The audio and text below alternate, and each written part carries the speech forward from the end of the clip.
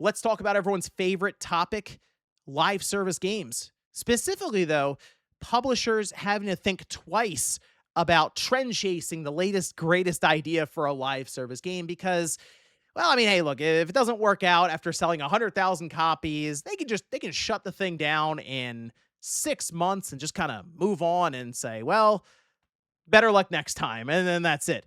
Well, no, now we are starting to see some traction on the side of lawmakers. We've had this Stop Killing Games initiative going on for a while, and they've made some pretty big strides at this point. They've cited The Crew as a big example because that actually did get to a point where Ubisoft was taking the game out of people's digital libraries years and years later, which is crazy to think about just because they wanted to discontinue support for it and shut the whole thing down, despite, yes, some people still playing the game because go figure, hey, they bought it. They spent money and they like the game. What can you say at that point, right?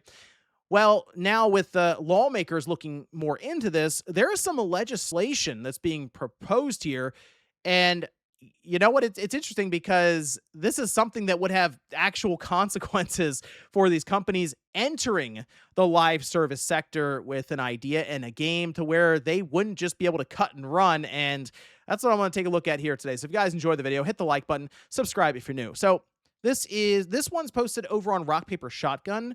They say the Californian legislation cited in Stop Killing Games' latest progress update on Reddit is dubbed the Protect Our Games Act and was initially put forward by Chris Ward, a member of California State Assembly, in February this year. Stop Killing Games say they had a hand in advising on the drafting of it. It requires companies that sell server-connected video games to notify consumers before ending support and to provide clear information about how the game will function once it reaches end of life. And in fact, we can take a look at that bill right here. All right. So we can see February 12th, 2026. And they have indeed been amending it. You can see stuff that's kind of being crossed off here. And I would assume, as it's mentioned here with Stop Killing Games, kind of advising on it. And look, here's the thing. Okay. So we may be very aware of a lot of the terminology that's used in games. And look, it's changing constantly, right? So I really can't blame people who are, maybe looking at putting the bill together and they have a fairly general understanding of video games to look into this and get a lot of that stuff wrong and have to have it revised. And that's what you'd want to do to make sure it is very, very clear cut and applicable to a lot of the again, things that change constantly in gaming. So like server connect has changed the digital games, right? As an example, that makes sense to me. So if we scroll down here past just the opening statements and descriptions here, you can see a lot of stuff even getting crossed off here as they're trying to get everything worked out. But they do attempt to describe digital games, meaning any game that a person accesses and manipulates using a specialized electronic gaming device, computer, mobile device, tablet, or other device with a display screen. It does kind of read like when we look at patents, and it's very, very, very straightforward and matter of fact with some of the terminology, and that's just kind of how they have to approach it here. The thing I really wanted to look into, though, after they kind of add definitions and descriptions to everything that they are going to be referring to later on, are some of the guidelines that are being proposed here for any publisher that goes, hey, you know what? We want to do a live service game. Okay, what does that entail if the live service game doesn't work out? All right. So the following shall apply only to a digital game available for purchase on or after January 1st, 2027. The thing that's so interesting about that, by the way, is it's not necessarily, games that start development after January 1st, 2027. This would indeed affect games that, yes, are not out at that time, but have been in development for 5 years or something. All of a sudden, I'm sure a lot of games in development, they'll be looking at this, go, oh, okay, we would have to start planning if this all goes through, which this is still something that apparently is an assembly, and they're going through it, and again, they're amending it. Here's what they say for some of the different things that would apply to digital games available for purchase on or after January 1st, 2027. Okay, 60 days before a digital game operator ceases to provide services necessary for the ordinary use of digital games, the operator shall communicate all the following information to purchasers and prospective purchasers of the digital game. So the idea here is they do indeed need to explain to people very, very clearly that the game is going offline. All right, so 60 days. And they're also unable to then sell the game within that window. And we've seen some where it'll be announced a few weeks before it's going offline, just outright. They're like, hey, this is shutting down end of the month. And you look and you're like, we're 3 weeks into this month. What do you mean? And the end of the month is next week. So that's it's good to at least have that kind of a window here, 60 days, and for them to stop selling the game as well. You'll say here, beginning on the date a digital game operator ceases to provide services necessary for the ordinary use of the digital game, the operator shall provide the purchaser with one or more of the following. So this is what happens when the game goes fully offline. In their mind, it's like, we're not going to support the game. We would, in their case, normally just shut the game down completely, like with something like The Crew, where they even took it away again from people's digital libraries. Okay, so these are the things they can do, all right? A version of the digital game that can be used by the purchaser, independent of services controlled by the operator. So one game in particular that definitely got, it got beaten down a lot online, but I will say this, they did right by the players for the game that were at least interested in it. Marvel's The Avengers. All right. So again, I know that game was beaten down into oblivion online, but originally that game was always online, and it was a whole thing to where people were going, is this game just going to get shut down and it just disappears?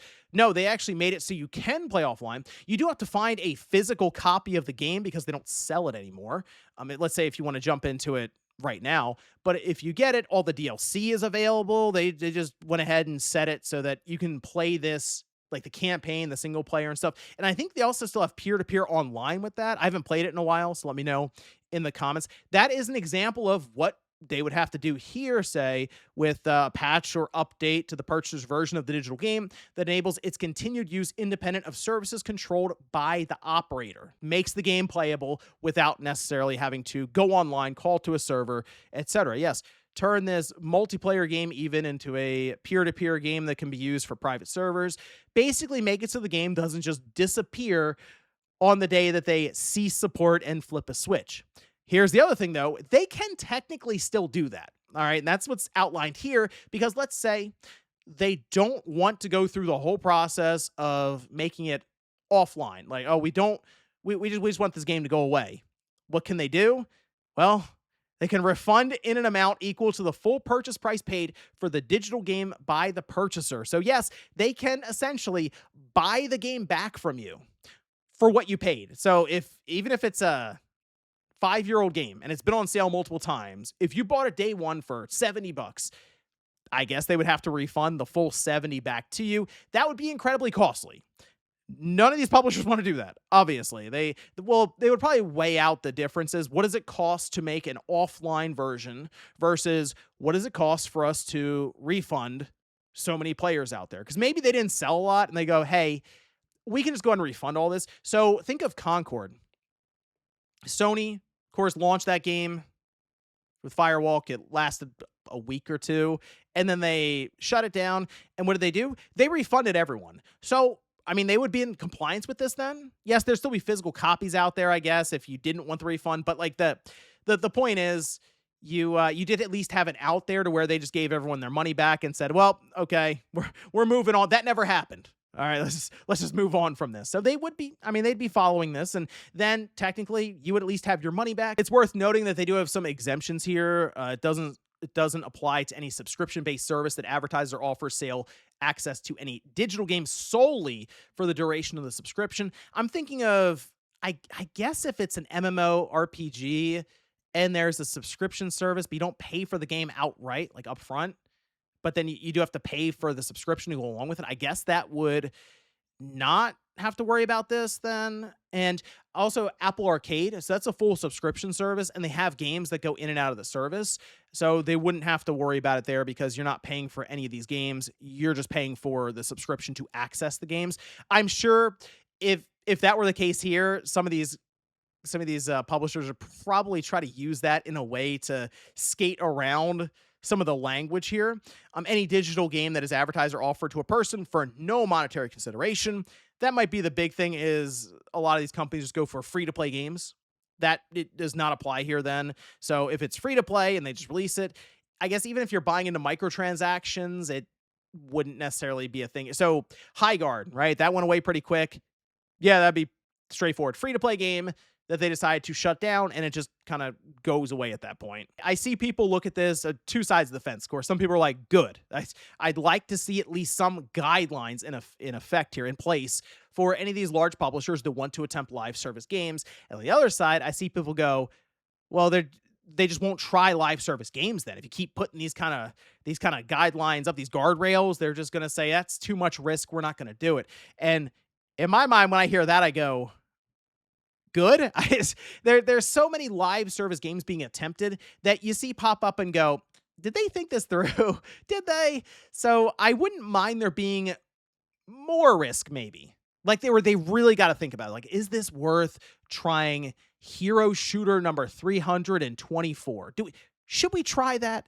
Like, I want them to think about it in the sense of, man, if we sell this thing for $30 and it doesn't work out and we're a year in, we have to figure out how to let them keep the small player base, keep playing it. We can't just end it and move on from it.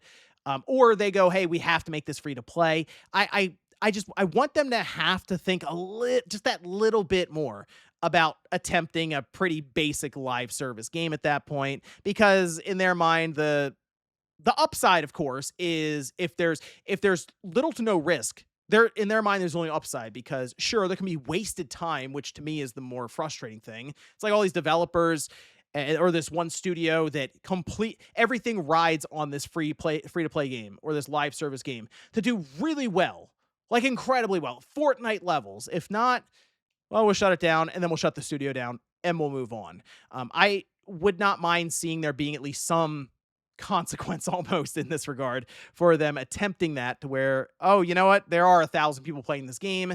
We can't actually shut it down. We got to figure out a way to keep it up. And look, in that case, there's also of course, the argument of game preservation and so on. Let me know what you guys think about all this down below in the comments. How do you feel about the idea that live service games can't necessarily just be thrown away completely? Do you like the idea that they have to think a little bit more about the idea of pursuing some of these live service games, especially if they have even a very small player base? They got to make sure it's at least somewhat supported if they want to move on from it. Thanks, guys, for watching, and I'll see you next time.